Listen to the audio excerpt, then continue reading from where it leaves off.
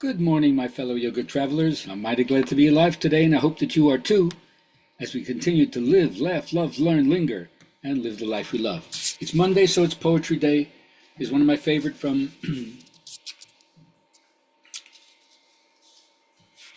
Jalaluddin Rumi, The Core of Masculinity. The core of masculinity does not derive from being male, no friendliness from those who console. Your old grandmother says, maybe you shouldn't go to school, you look a little pale. Run when you hear that. A father's stern slaps are better. Your bodily soul wants comforting. The severe father wants spiritual clarity. He scolds, but eventually leads you into the open. We have been busy accumulating solace. Pray for a tough instructor to hear and act and stay within you. Make us afraid of how we were. Make us afraid of how we were. All right, so as we're heading down, maybe by the end of next month, I'll be finishing with all my disappointing affirmations to satisfy those who think I'm too toxically positive. So this one is for you. Everything's going to be okay. You're just going to have to change your definition of okay. Live with that. All right, for my journal writing friends, who's the source of inspiration for you? And what qualities are you drawn to them? What the qualities that they show, demonstrate, their behavior that's so admirable for you? What are those qualities that you are drawn to them? Okay. Now, way back when, the unquestioned life, the unexamined life is not worth living, but it really has to do with your contemplation of your own mortality. Death is a train that no one returns from and no one escapes. And I have to say this for myself and for those of you who are younger than me. If it's not on your plate, think about your parents and grandparents. I'll be working this theme for the rest of this month. It's difficult to accept that you're in the last third of your life and that more of your life is probably behind you than ahead of you. And it's a tedious chore, especially when society tends to make the emphasis much more on the young and neglects, if not minimizes, the needs and feelings of older people.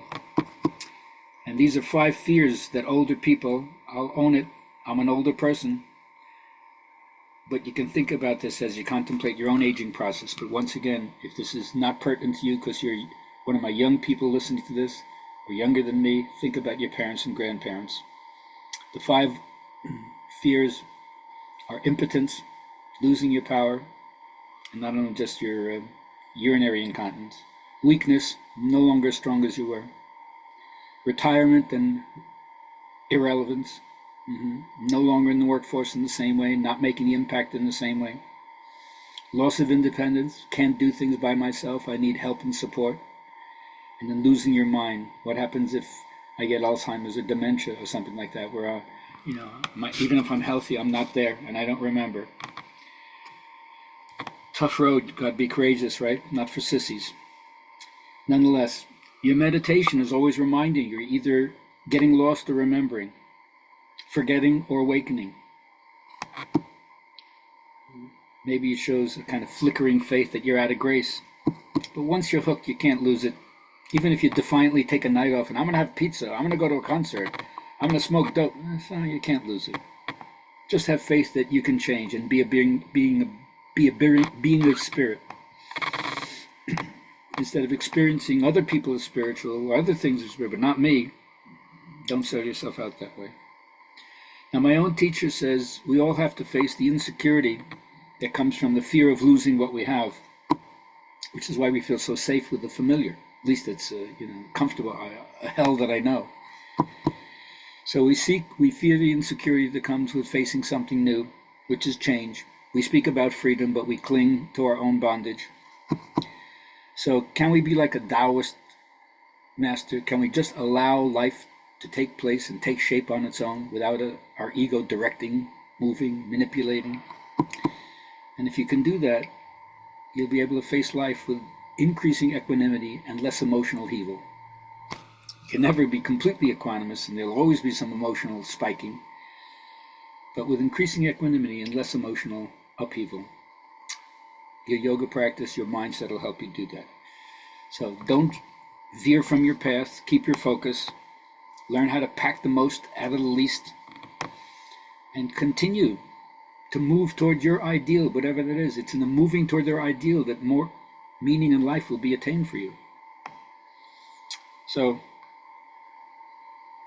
like Procrustes' bed, the Greek king that only had one size bed, and if you were too short for it, you'd chop your legs. If you're too tall for it, you'd chop your legs. Or too short for it, you'd stretch you on the rack. And this is the way we mentally try to increase or decrease the situations or the personalities of people who we meet. All right, and once you stop doing that, you start to realize it's a vibrational universe, an interactive universe that matches us through the law of attraction. That which is like unto itself is drawn. So notice the thought forms that you continue to habituate yourself, because whatever you impress on the inside, you're going to express on the outside.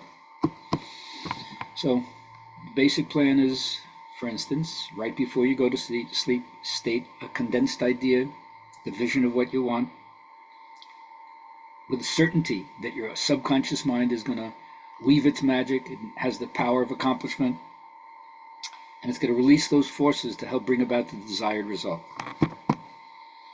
Because once your subconscious mind accepts as a conclusion or a verdict, this is final, you use all of its motive power to help you get there. So, best thing to do is be grateful and give thanks for the healing which you're experiencing right now if you're alive, and the healing which is still yet to come. Have a great day.